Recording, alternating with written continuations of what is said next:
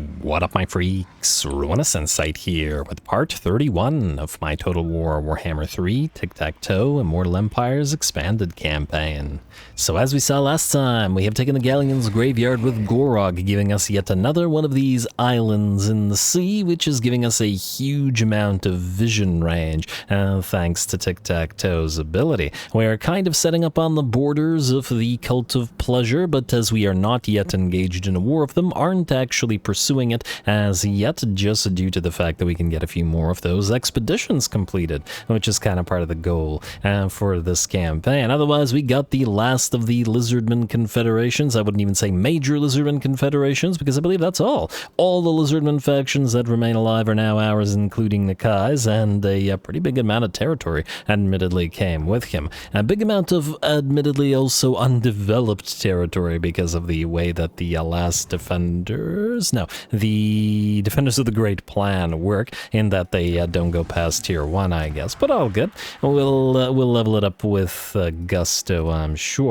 Now, we are near the end of this turn, I believe. There's probably a few more things to do, like see if we can't hunt down this Tzeentch little army. We got some good stuff, and in theory, it's a lot of fire versus water if we can make this fight happen. So, let's get a few points in there and see if we can't hunt them down. Now, you, Ezozyme, do you need anything? We have Pterodon Riders, Nuatla, and let's see. Do we need anything out of Soulbound?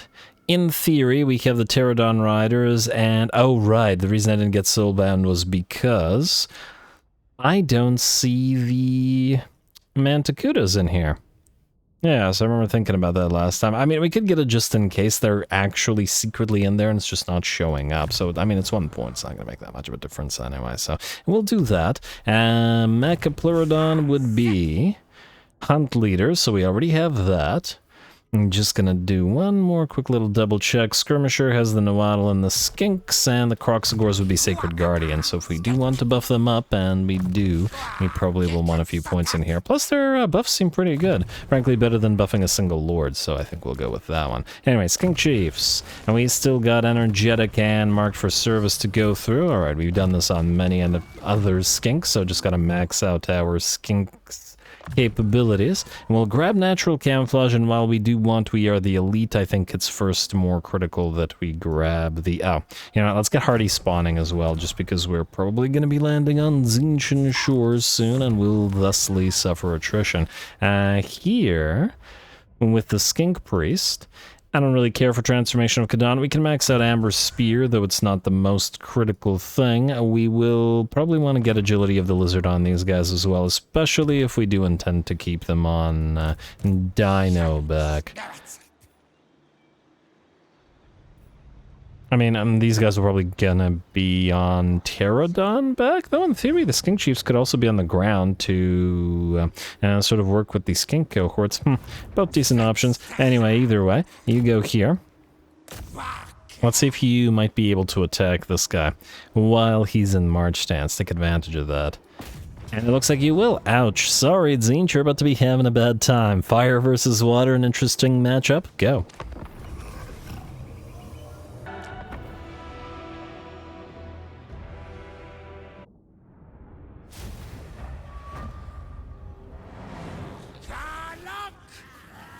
Alright, here we go, and you have got to be kidding me. The clash between a fire Tzeentch army and our water army on a map with steam and boiling water. How did this happen? And geysers around too? What the heck, game? Somebody is watching, I guess. Anyway, here we go. The battle will start with the Noaddle moving forward, spitting their apparently scalding water at the enemy, and well, we'll see how that does. Well, we're gonna target the closest enemies first, though I'd love to target all of those flamers. Man, they have 3 exalted flamers plus the plus the 2 regular flamers as well. Change bringers. Man, it's an army I'd really enjoy using myself just for all of the flamer units. They're just real fun to use. But anyway, I'm going to start the battle off, continue the battle off, I guess, with the change bringers being under assault by our summoned Ripperdactyls. The enemy's going to try to burninate, same said Ripperdactyls with the regular flamers from down below, but more likely than not, they'll damage the change bringers, and that's who we're trying to knock out. There is a second unit of change bringers on the other side. But their superiority is not going to go their way, especially as the anti-large screamers of Tzeentch get knocked from the sky by a barrage of javelins from our 2 pterodon riders. Lovely. Otherwise, we retreat to our main army and we'll reposition our Nuatl as the enemy approach. And it does look like 1, 2, 3, 4, 5, 6 of them got killed. This was with a single blue fires of Tzeentch. Again, the Nuatl, like the Salamanders and Razordons, are super fragile. Very little bit of HP per model, as their health is very low for a 32 unit or 32 model unit. So, gotta deal with it. And here comes another one. Hopefully that is okay. Okay. At least one of the dinos blocked a few of those shots. We gotta punish that Chaos Sorcerer, but unfortunately there's other things to punish as well. The Changebringers are moving on in, though similar to our own units, they are extremely fragile, and a couple of scalding water blasts will put out the flames of Tzeentch for good, or at least the Changebringers' flames. Lovely. Otherwise, the main stack has now engaged, but unfortunately for the enemy, they are severely beat up already. There isn't quite enough water on this battlefield to sort of maintain the fight in the water, so the Mechapleurodon is going to fight on land instead, but it's not like it isn't capable of doing so. And just fine, it just happens to be more powerful in the water. I really gotta remember to take these guys off of those dinos as soon as we get them, as soon as we get those, whatchamacallums, Mantiquita riders. Otherwise, our unit of Croxagore is going to charge right through that enemy line and try to move towards those exalted flamers, though unfortunately for them, I think the javelins might be even more dangerous. A couple more hits and that flamer, exalted flamer, will go down. It will be one of the last units to do so as the balance of power has switched to 90% in our favor. Down goes the exalted flamer. And there is another one here, but not for long, as the Mechapleurodon has found it, and, well, might just push it into that geyser. Alright, lovely little fight, but it looks like with that the enemy army shatters, and we just have to await for the, the one marauder moving around with the javelin in his shield. Hey, he might escape at this rate. Somebody get him. Is everybody gonna ignore this guy? I'm just kind of interested in watching this guy. He's trying to join his friends over here, but it looks like we're focusing other units attempting to run away. Admittedly, the Chaos Warriors are a little bit more of a critical target, and... Ooh, looks like the Nuatl will go after all of these guys, and that guy's still around. And the battle will end before he escapes. Although, admittedly, heading into the scalding water may not be such a great idea either.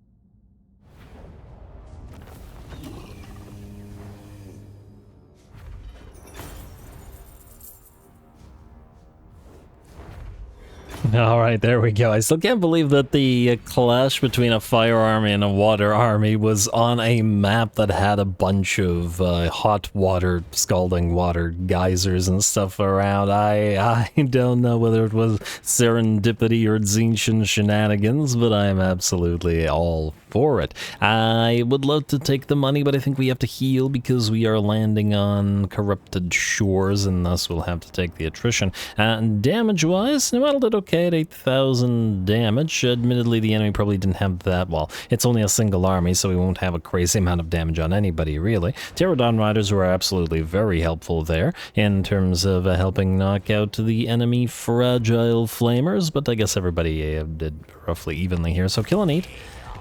And yes, we will start suffering attrition. Actually, we will not start suffering attrition. Why? Oh, I see. We landed here in Cathan territory, though it looks like I'm actually surprised that this is still rising despite the fact that we've landed. I would have thought that we had more anti-corruption available on our characters here, but apparently not the case. Hey, another star metallurgist.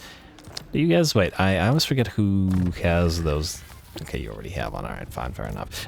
Forget another one. At least that means you might not suffer attrition. And I say might because it depends on whether 45 is actually the cutoff point, and we actually do. I guess we'll find out next turn. We could, in theory... Oh wait, you don't have the anti-corruption, do you, Skink Chiefs? It's the Skink Priests. And I don't think we have any spare ancillaries that allow us any anti-corruption, do we? I still find that rather strange that either there aren't any or that we don't get a lot of them. The Lizardmen, you know, you'd think that they have plenty of that anti-corruption available to them. Yeah. I don't seem to have one. Am I the only one that thinks that's strange? Of all factions, Lizardmen should definitely have some of the anti-corruption types. Granted, they aren't super useful on many factions, but, you know, nonetheless. Anyway, Washti, you're sitting pretty, bud. At least for now. Gorok, you are, I guess, going to go into the interior of Ulthuan. We could go after, well, chase down all of these rogue fleets out here if we really wanted to, but it's not super critical. Well, it's probably not worth... I was just thinking that we do talk about how Gorok doesn't have magical damage on him. It's a little bit disappointing out of the Mace of Ulamog. Anyway, as I was saying that Gorok is a tanky but not high damage dealing, we could give him the Sword of Cain, though I feel like Lizardmen might not use it. You guys, you know, you're fine for now. And just for a little bit at least. On CNM, okay, so I would like you to go here to Sangaran, and Mazdaconqua, I guess you can follow. Leech a little bit of XP. We're going to use you to recruit some... Oh, that still happens, but anyway. We're going to move you into Leech XP in a second. Like so. And... you go back into any formation, not any that we care about. Alrighty, now... do we want to fight this? I mean, I guess we could. A little bit annoying about the Pterodon Riders, but not the biggest of deals. Especially since we can summon Riperdactylus. Admittedly, this is kind of a weak army. I'm almost tempted to just cheese this and just not bother fighting it, because it's kind of meh. You know, yeah, I think it's not worth it. We fought, I mean, just the last episode, we fought the Sanctuary of Lies here, and the enemy were so much better. So I think I'd rather not bother. And we'll just do this a few times, and there we go. With that, the Steelies disappears, and we can just auto-resolve it. Alright, occupy. We let them steal the Yamaboro Riders with a much better army, and oh, now we got the victory over Slaanesh once the Slaaneshi have been completely wiped out. Thanks, game. Really helpful there. Oh, screw you. Alignment to monuments, please, as always. Lovely, and... do we? I guess we don't need this here. There's a spawn pool of the Braves. You know what? I think we do need some more Skink Chief capacity, so maybe hold on to it. Although, actually, we have gemstones here, so this is one of the few places where we wouldn't be able to hold on to it, funnily enough. Alright, fair enough. Anybody else need to move, or are we ready to end the turn? So Digga's fine. Tyrannicon is damaged because we besieged Toranlek. Oh, we were looking to besiege Toranlek.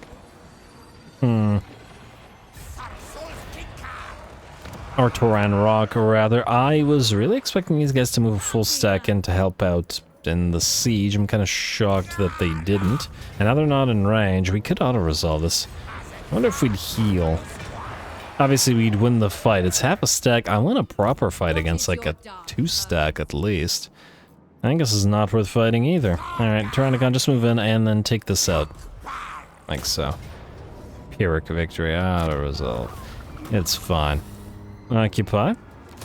And how much do we heal here, out of curiosity? Uncollect the income, and honestly not that much. I do wonder whether these guys will try to move towards us. I can't believe we gave you a chance. But anyway, I hate when the AI doesn't take us up on the opportunity. It would have been 2 versus 1. I guess they're terrified of the Colossadon Rex, which... I mean, admittedly, they have good reason to be, but anyway. Let's see what else we've got. Washti, we've moved. You are waiting for your birds. Shiotla is moving northward. Alright, we could grab the Skull Island. I wonder if this is auto-resolvable as well. I like to move towards that, that expedition completion. Array the code, what does this say? Decisive victory, unsurprisingly auto-resolve. You're fine. We'll take the extra cash. And I assume that we'll be in our own sort of territory, so we should still be able to heal up. Also, how's your mana looking? It's pretty good. Sort of swift slaying, treasury. I guess you can land here for the turn. And then channel, and then obviously leave next turn as well through the port. Now, this could also, I was about to say, wait. Slightly reduce the cost of that. Perfection.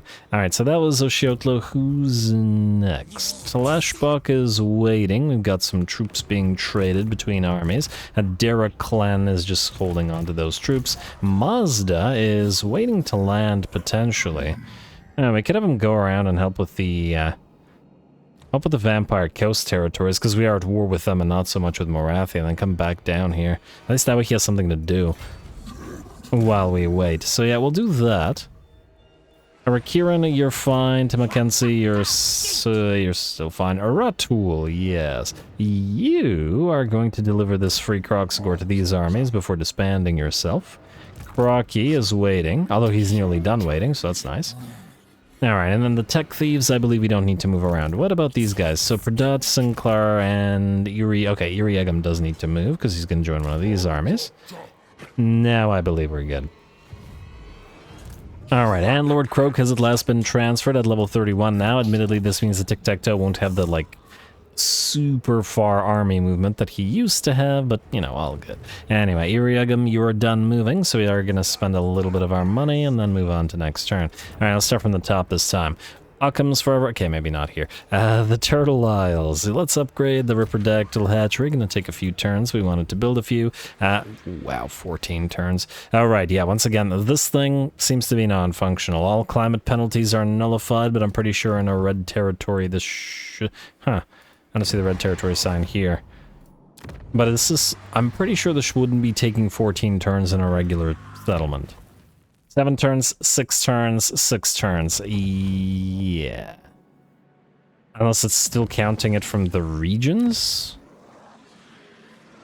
It does say local region, but then these would still be function. I don't know. Whatever. I'm gonna continue ignoring you, because either way it's not helping us here. You, I am not, however, ignoring. Let's do building. Let's do a spawn pool of the Braves here, I guess. Yeah, rather than the Ripperdactyl hatchery, I'd say we want more of those units. I just built the lodestone, so I don't have to look at it every turn. Alrighty, good. We've got here a Ulthuan monument, which we deleted because we're only in range of 1 territory. And then I guess here we could go for... I guess another Shrine of the Old Ones. I'm somewhat tempted by the Weapons Crafters Commune, but I don't think I care enough about it. The Golden Pass, what do we have here? Teotiqua.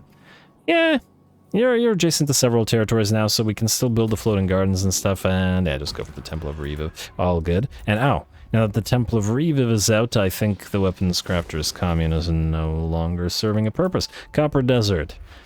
Yes, the Temple of the Old Ones, which does serve a purpose here. We can keep upgrading the the Geomantic Web Building, and then we have...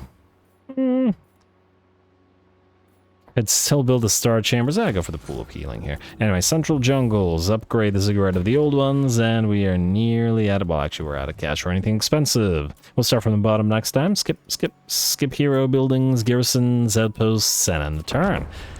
Alright. And now I don't remember whether we were being... Oh, right, we besieged Magritta, so perhaps... We'll see.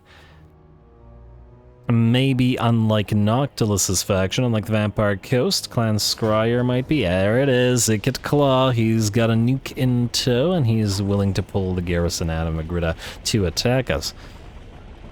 A lot of items on him as well. Yeah, the nuke's going to be a big concern because it can instantly wipe out any of those red crests. What's the starting cooldown on this thing? 1 minute and 20 seconds. Alright, so I gotta pay attention to when it's exactly 2 minutes, and that's when the bomb will come down. Otherwise, go.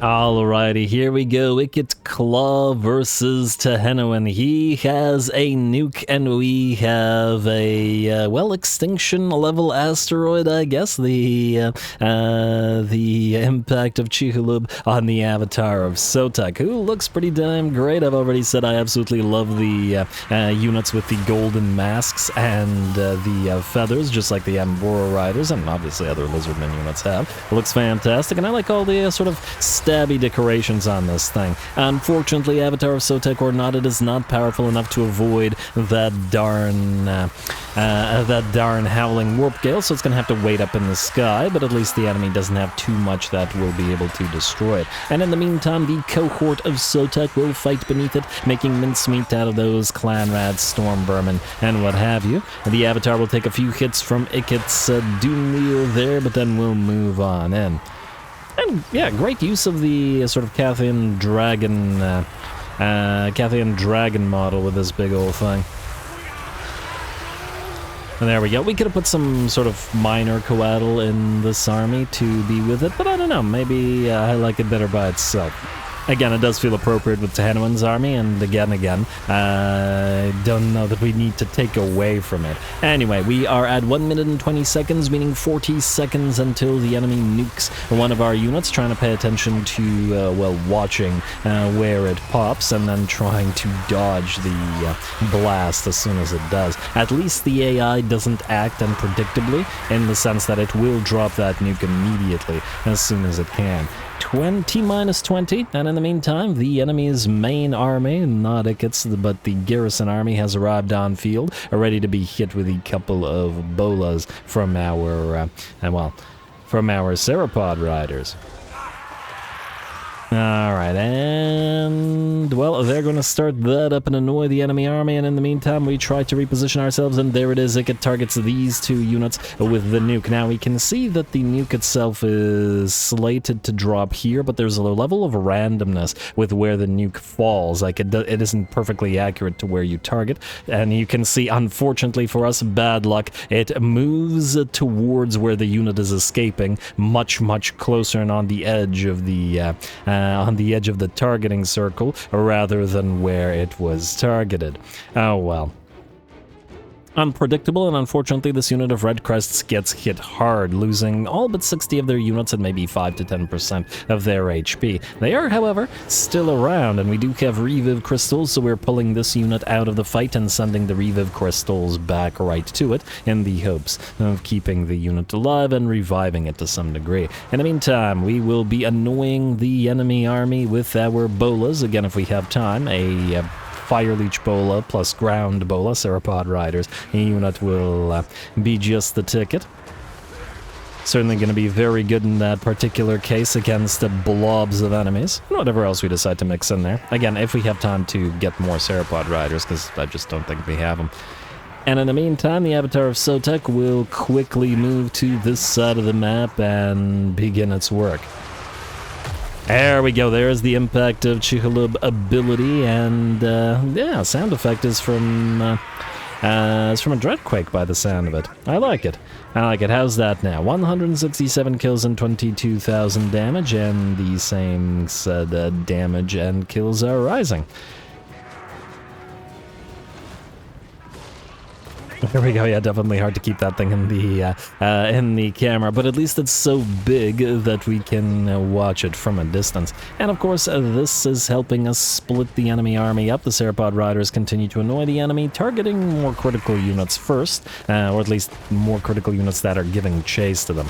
There are even more critical units than the Plague Monks around here, like the Poison Wind Globadiers and Death Globe Bombardiers that the enemy have. But unfortunately, these guys have to keep away from the piles of rats, and that's alright. The enemy has a long way to travel to Tehenoan's main army anyway.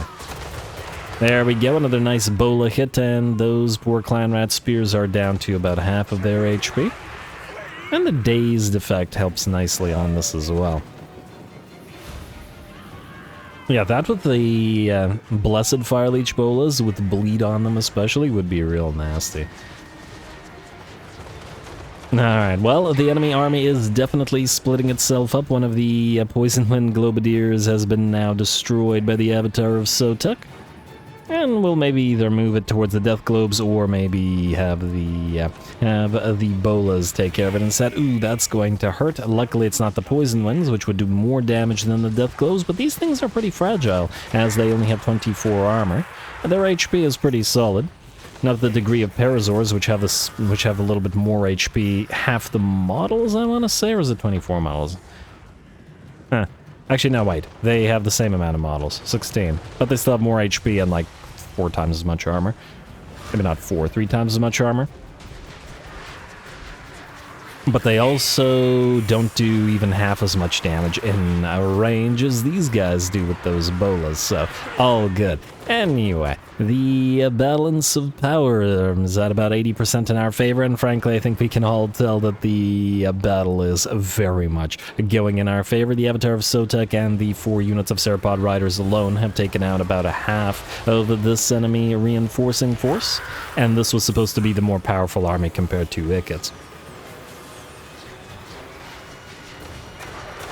Methinks the rats are doomed, but what else would you expect if the Avatar of SOTEK appears before you? I like the idea that that as soon as SOTEK appeared, it didn't just stay in Lustria, but headed directly to Skavenblight. Ooh, there we go, another impact of Chihilib going down on the enemy, up to 272 kills now and 31,000 damage, and I'd wager the enemy will soon be shattering. Didn't get a chance to get a good burning alignment use out of Tehenman's Engine of the Gods, but that's alright. We've used it in other battles, and, well, I tried to get it going here, but unfortunately I think it didn't quite line up with the enemy, so cancelled it. Not that that's important, as with that the enemy army shatters and the battle is ours. Very, very nice. All right, great debut for this thing. Doesn't have a healer in this army, kind of. I mean, we do have the Reviv crystals. I'm just wondering whether we should put an Oracle in here, but this thing's pretty darn tanky, I think, despite the fact that its HP isn't on the level with other big blobby units, other gigantic single entities. Well, we'll see how it performs in terms of getting targeted. It does have a lot of resistances, despite the low HP, so, well, lowish HP.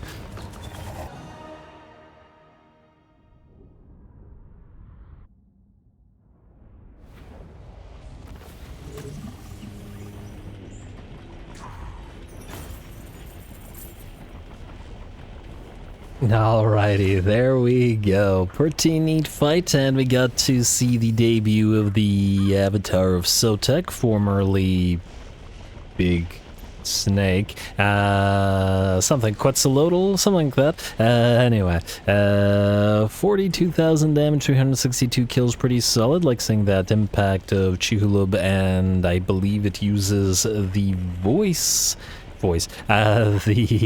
the sound effect or the sound design of the Dreadquake mortars, and just generally looks pretty neat. One of our units of the Red Crests nearly got obliterated by the nuke, very, very close, down to like 5% of their HP, but we were able to bring them up a little bit afterwards with just keeping the Reviv crystals near them effectively. In terms of kills and damage, it looks like it is obviously the cohort of SOTEK, followed by SOTEK Scaly Boys with 317 and the most kills out of all of the Red Crests. Very nice, and a great job to the various Sauropod Riders for working together with the Avatar of SOTEK on this little garrison army. Running out of ammunition, admittedly, but yeah, it feels like these guys don't have as much ammunition as our other Bola units do, which may be unsurprising.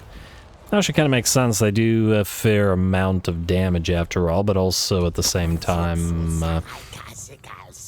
we have buffs for the Fireleech Bola units, so yeah. Yeah, again, we could do a much more Bola-heavy army if we wanted to spam those a little bit. Military Alliance for Gelty. Now, why no? I don't know. Just maybe we could put it to use to take that one settlement that he has. I mean, we're not going to betray him just to take that one settlement, even though I feel like that is absolutely something the Lizards would do. Just if it, if it's on the plaque, that's the way it is. So it is written, so it shall be. Lewin, you want a military alliance? You want to give us money for it.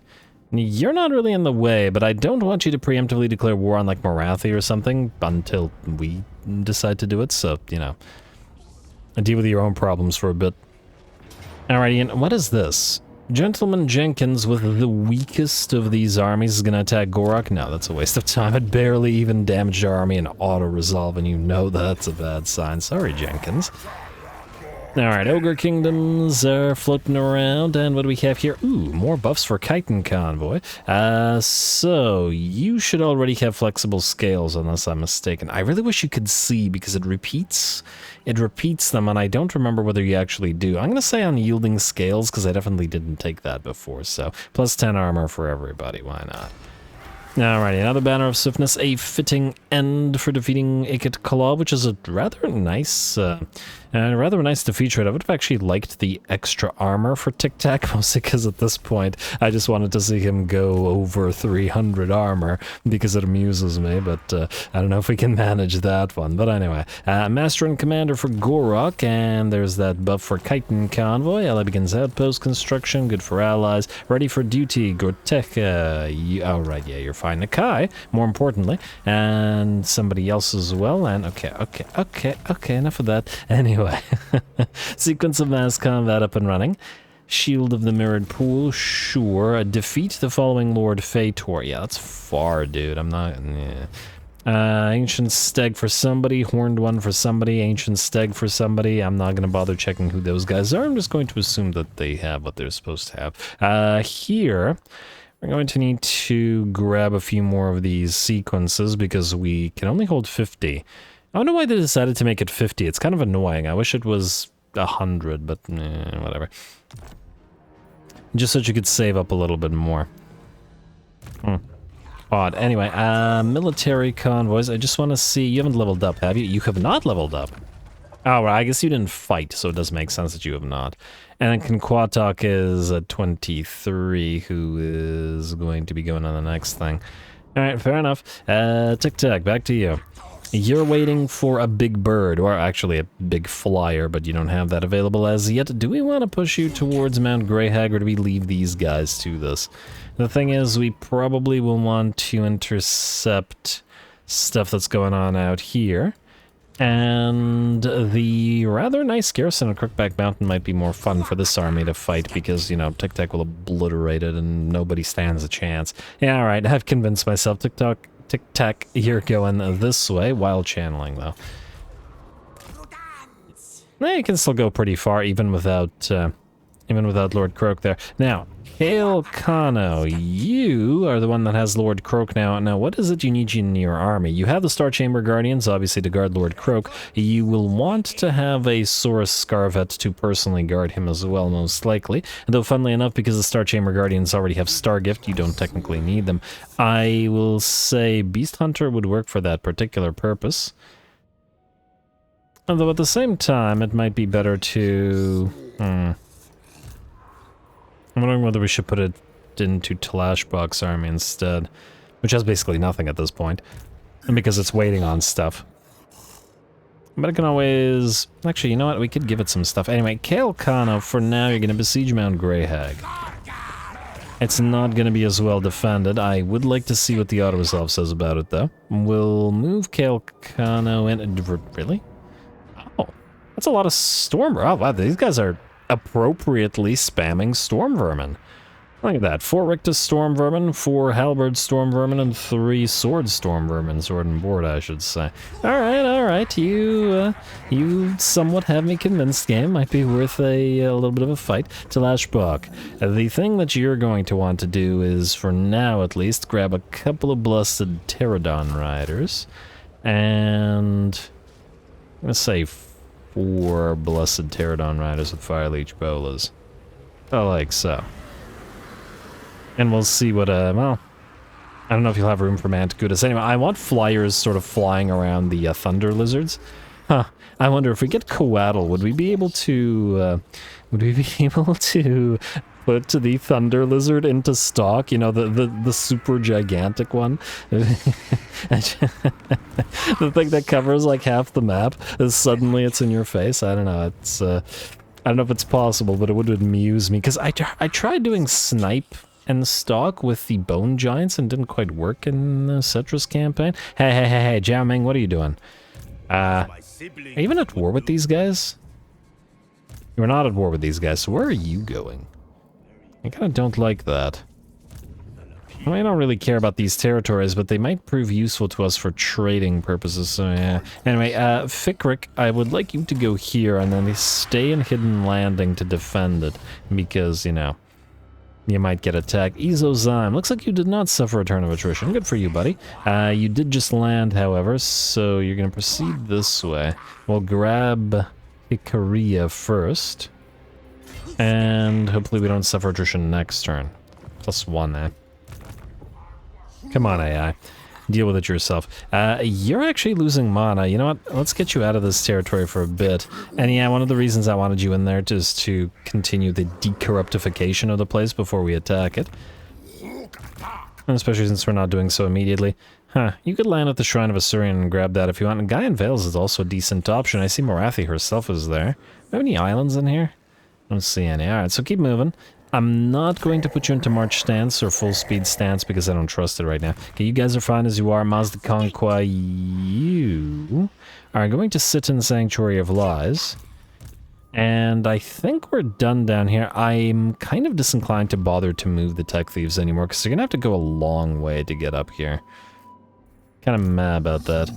Anyway, Ashiotla, I guess we're going to send you to deal with the ogres because I was going to originally send Ansianam up there, but I guess he's going to have to follow you. I'm going to send him upriver to help against either Chaos or against the... March stance. Against the... Greenskins, go. Yeah, actually, maybe I should have had you channel for another turn.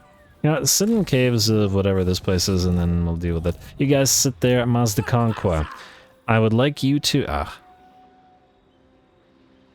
Only one, eh?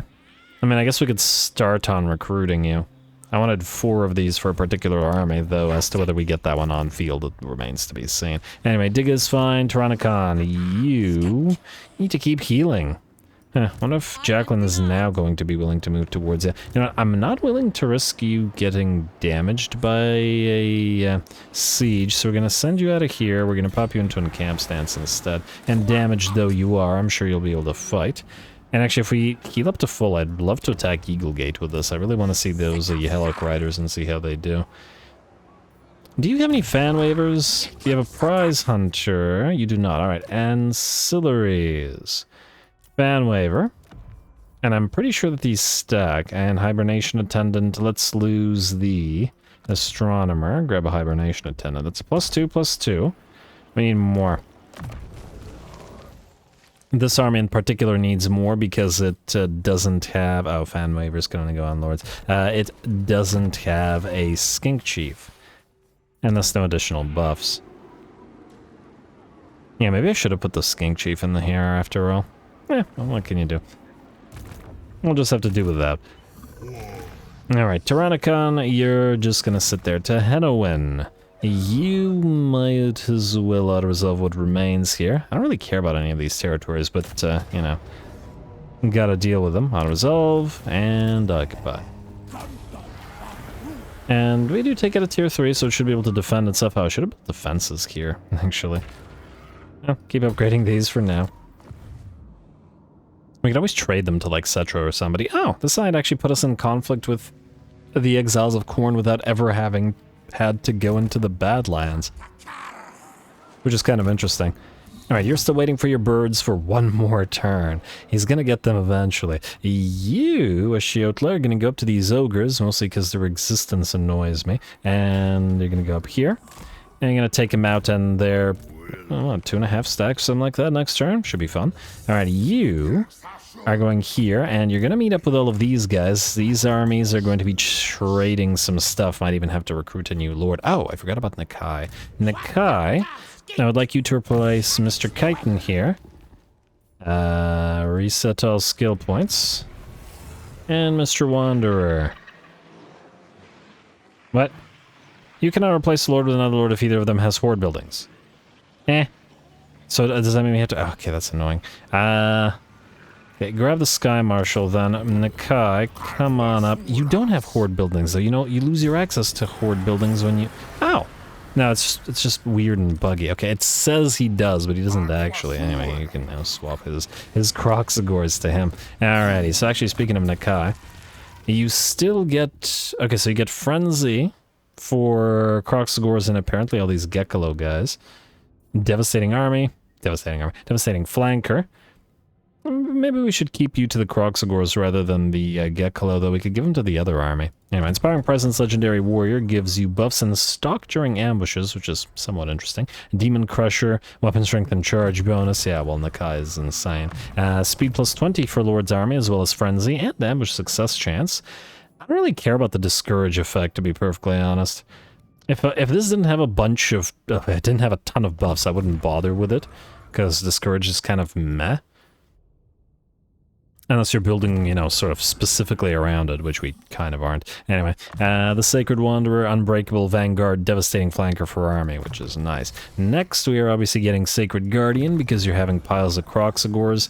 And we will want to get Beast Driver, because you do want to make use of Bastillodons.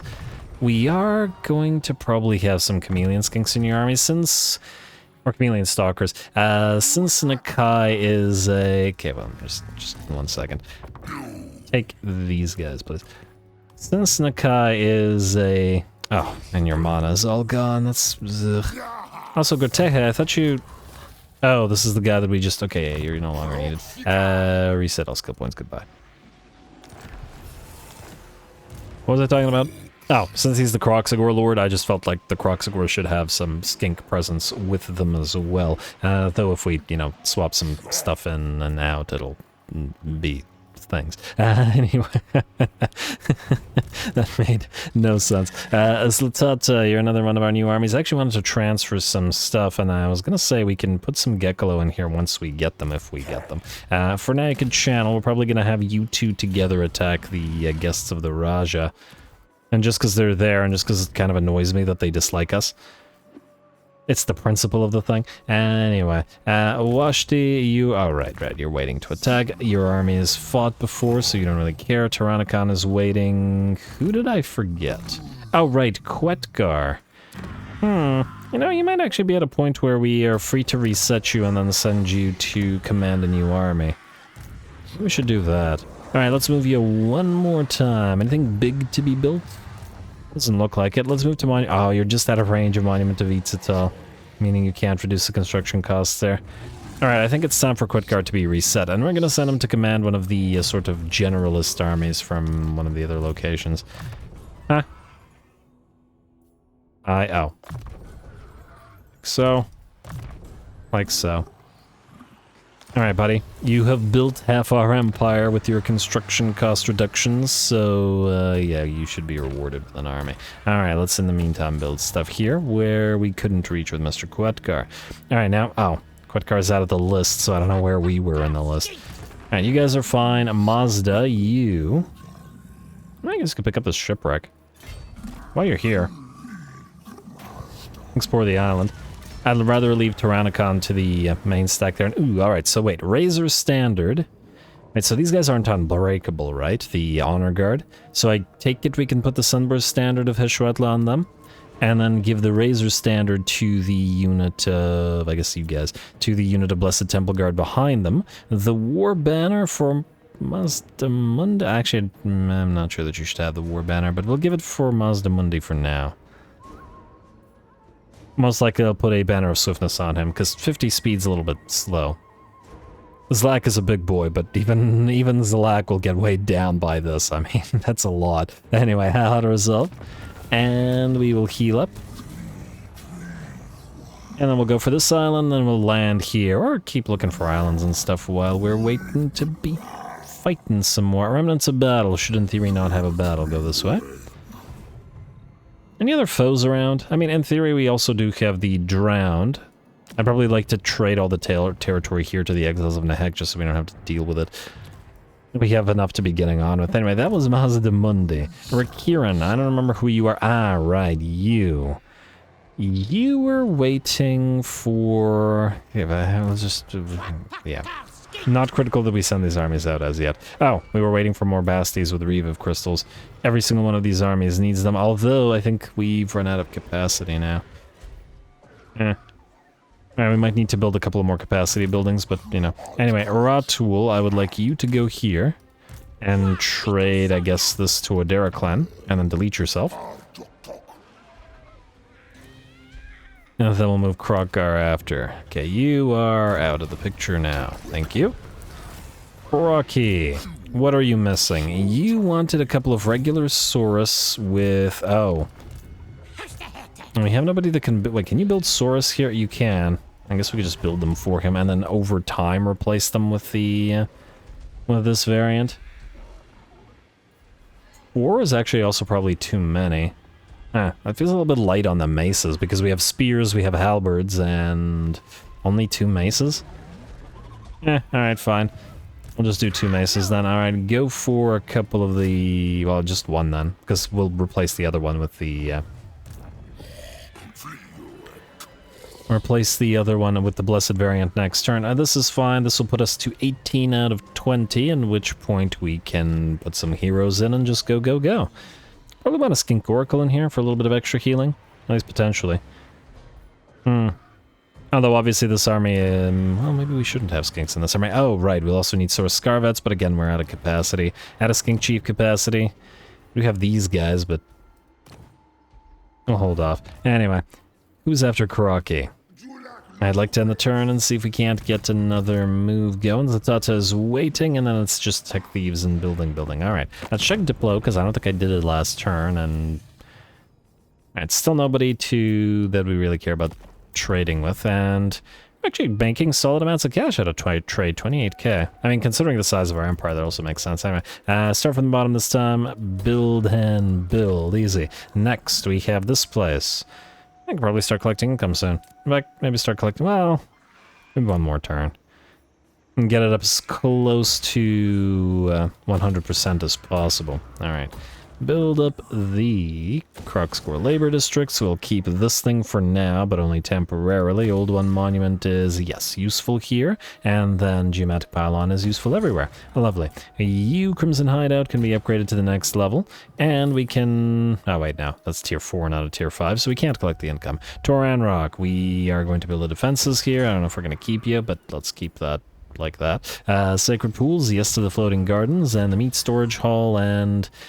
I mean, in theory, we don't need the Skink Favelas here, so a super expensive Geomantic Pylon? Why not? Alrighty. You. Now let's go for the Pottery, Howling Wastes. Let's upgrade the Sentinels for... no, wait. I was going to trade this to... I'm going to trade all this to Techless. Or Techless. I was going to trade all this to Knights of Calidor. I guess we could still do that. Darkhold, Black Fortress, and the Sentinels. Black Fortress. This will be we don't need your money. Hey! Yeah, misclicked the wrong thing. Darkhold. Behold, almost randomly declared war on him. Although we could punish him for, you know, being incompetent, but anyway, Sentinel. I will not like so. We certainly don't want to bother with the red territories here, and you know what, we don't have that much money, so we're fine as we are. Anyway, I guess we could attack this. And just because, plus we can see this army in its current new state in action. It really does desperately need some Skink Chiefs to buff these Skinks up, but, you know, no capacity yet. Eternal Guardians for Mr. Lord Croak, who's nearly maxed out. Oh, we can actually start finally putting points in Deliverance, in theory. And you really desperately need levels as well. But anyway, let's go. Mount Greyhag, still a close defeat. AI, I fear you're not recognizing that we have Lord Croak with us, but go.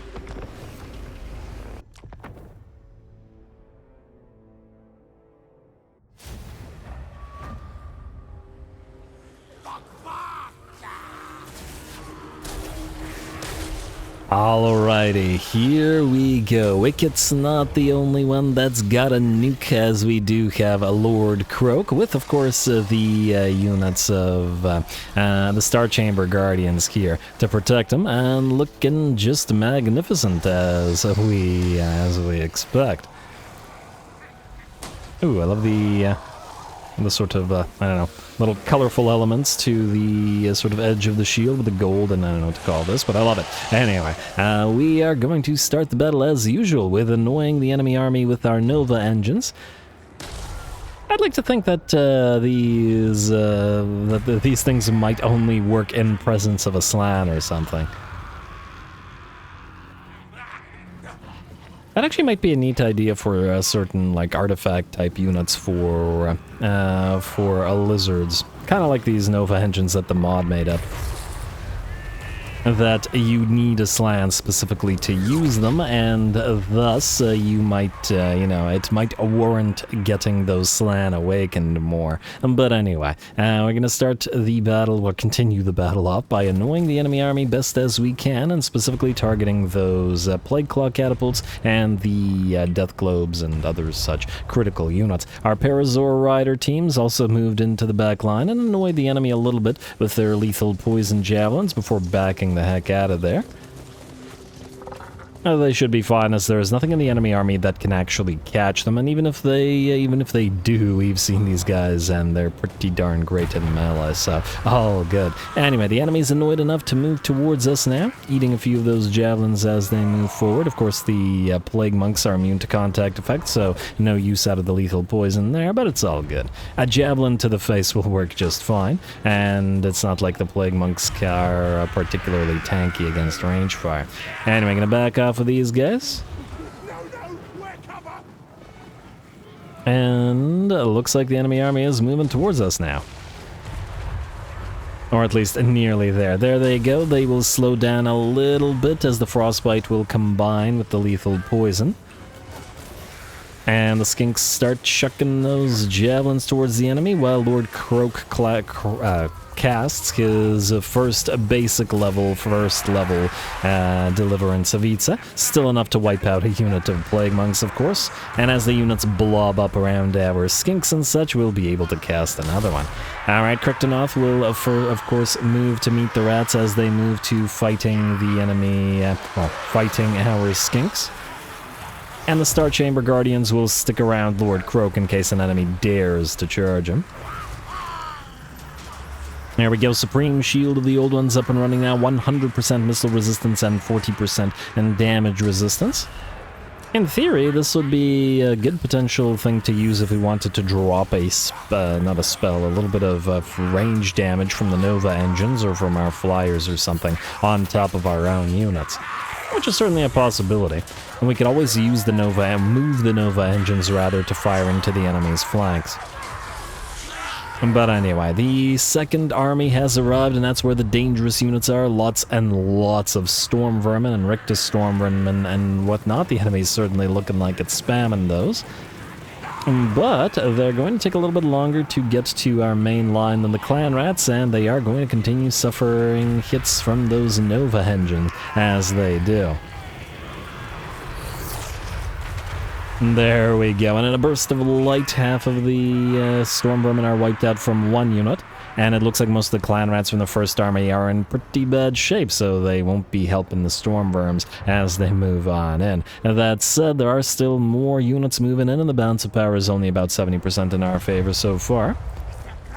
And it looks like we've got a little bit more fighting to do. Lord Croak can help out with that, of course. Here comes another Deliverance of Itza.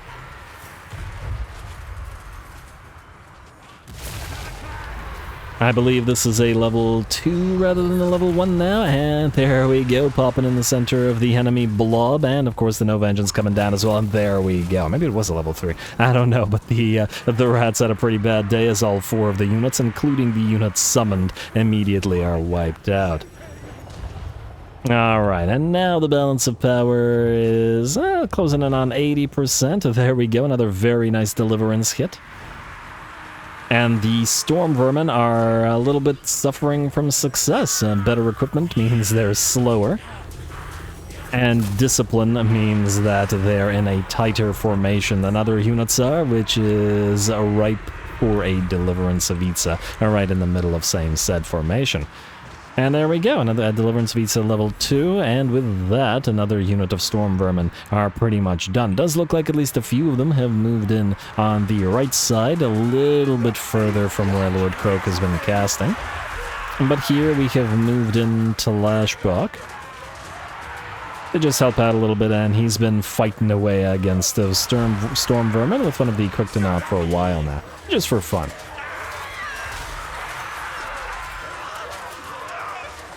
Yeah, love that animation with the horned ones. Anyway, looks like he's in a pretty good place now, while his 2 pet Bahalases are chasing down the enemy lord, and quite successfully, I might add, as they tear him to shreds. Bounce power shifts to about 90% in our favor now, and a few Storm Vermin remain in the fight.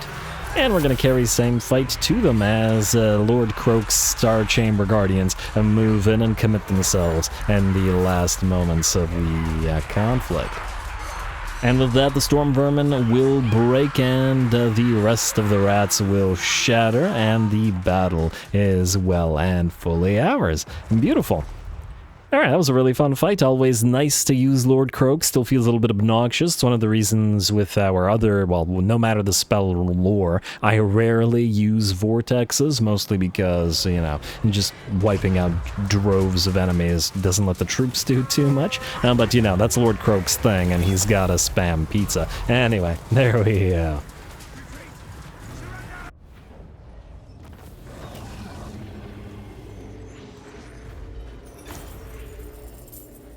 Alrighty, there we go. Very nice little fight. We got lots of work out of our Nova engines, of course, but not nearly as much as Lord Croak, who may as well be a living Nova engine. Or, okay, living is the wrong word there, but you know what I mean. Over 100,000 damage and 800 kills, and of course, let's see.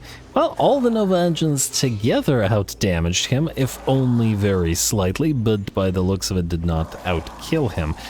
So yeah, either way, a very nice performance out of Lord Croak, who has otherwise been attached to Tiktaq'to's army, who, you know, didn't have the chance to make his obnoxiously overpowered nature felt by the rats, but that is no longer the case now that he's in his own army. Alright, and I like the idea of keeping his army a little bit more skink heavy, because again, we have Croaky to rely upon, so why make it, you know, more obnoxiously strong than it needs to be. You are, now something Clashbuck would be able to move into Mount Greyhag. I'm a little bit worried about him getting ambushed by these guys, although even if they do, I'm not sure that they'll be able to do anything with it either way. So yeah, anyway, you're gonna need to channel, so sit outside of Mount Greyhag. We also don't care about the place, so just get ready to trade it. We'll just try to knock out Crookback Mountain, the capital of these guys. Otherwise, I believe we're good, unless I'm forgetting something. Zatata is fine, just double checking. Yes, I know that we've already looked through some of these guys before. I'd like to end the turn. We have a little bit of money now, but I guess we can save it until next turn anyway. Iriegum, yes, okay, yeah, you still need to move, and you need to move into one of these armies, so go all the way up there, and in the meantime we can skip the outpost and end the turn, and hopefully complete that convoy. Someday. Thank you. Alright, there it is. Assuming, of course, that nobody else attempts to attack us. Musterer for Team Mackenzie. I don't remember who you're mustering right now. Were you the guy that was building the Ripperdactyl, ancient Ripperdactyl? Cult of Pleasure will attack Exiles of Nahek. Okay, well, this was, okay, a little bit annoying, because we could have gotten a little bit more time without being at war with them, but all good. Enter war inside of Ally. It was inevitable. We were preparing for it, and... Really? Really? Okay, if I cared more about this territory, I might fight it, but Ikit should be able to knock these guys out with a nuke and whatever anyway, and we'll just chase them down anyway. I assume that he's gonna sack this anyway. Yeah. Yeah, I'll go after him, and now the Dread Fleet wants peace. Isn't that adorable? Decline. I'm still impressed by the fact that these guys were, by and large... What the heck is this? You ran away with a full stack when we were besieging the place and could have attacked us with 2 full stacks with the garrison, and this you... Okay, AI is insanity. Release. Alrighty. Trying to get to that end turn now. And, okay, we have to reposition with the idea that enemies are everywhere now because we're at war with the Cult of Pleasure. Now, the Cult of Pleasure will probably be the last major war of this campaign, so gotta enjoy it. Recruitment, construction, whatever, settlement sag, don't care, confederation between some Norskins, again, not our problem. Sequence of lost relics, free warband, and there it is. A bunch of Carsonics. How many did these guys do we get? 3? Had more, but all good. Carnosaur for Washti, good for Washti. Now, birds. I won't be able to get to try them this episode, but I want to see what we've got. And oh, that didn't give us any free Kulkan, which has been unfortunate. I guess we'll just have to turn these guys into riders and deal with it. Anyway, we're going to get all 3 of Big Walking Bird here. And then we're going to get 4 of the Flying Bird, like so. And we'll keep them together with the Great Eagles, giving us 16 out of 20 units. And the other 4 that I wanted to be in here was to get 4 more regular Vulcan riders, but unfortunately without doing another expedition, it looks like that's not happening. And I don't think we're doing that. We could do these guys, but they're reptiles, and I kind of like this the way that it is. I guess we'll get you a couple of oracles to heal the birds. They might potentially be... Oh, there's no potentially about it. They're rather fragile. I don't know how viable this army is going to be perfectly honest. But nonetheless, anyway, we'll try these guys out next time around. I believe we are out of time, and I am going to have to call this particular episode here. Next episode, we will start with another military convoy, which will be... In fact, I'm going to do this right now because I feel like it. I believe we're gonna go here. Gotta get that Thunder Lizard after all, and more Thunder Lizards, and more Manticuda Rider, a mini Thunder Lizard, Shiladocus, whatever. But the big boy is the one that we really want. So, I guess that's Conquatox thing. So, add master. And max this out, and Jungles of Qian, dispatch. Away you go, fella. And I assume, okay, just to double check, you don't have any other levels? You do not. Alright, but you're good. Alright, so the only other thing that we still have is the Gekalo, so we need to ignore one more intervention battle and they'll start up, and then we could do this next time. And then get the, oh, the Iklamaimus. We were waiting for the Life Slam. This is the Razordon, big Razordon, essentially. At least as far as I can tell from what it looks like and what it does.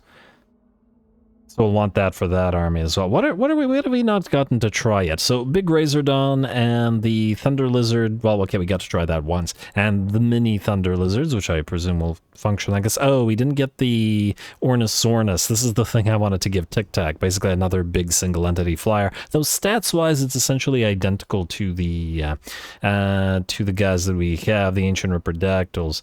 But otherwise, we've gotten to try pretty much everything. Nearly there. All right. I was wondering whether we'd get to try every single unit of the mod, and we very well looks like are going to by the end of the campaign. Anyway, live capture for you, please. High tier units indeed. Alright, anyway, now I'm gonna call the episode here. Next time we begin the fight with these guys, which may mean we have to spend a lot of time fighting, but well, hopefully nobody's gonna complain about that. And then obviously reposition our other armies. Oh, right, this guy. Really, he's gonna go past Hidden Landing to this place, eh? Might have to... Can't reach you with this guy, can we? Huh, what we might be able to do, though, is put you into ambush stance outside of this place. Anyway, we'll figure all that out next time, so stay tuned for more. Don't forget to leave those likes and comments below. All glory to the algorithm. And thanks for watching.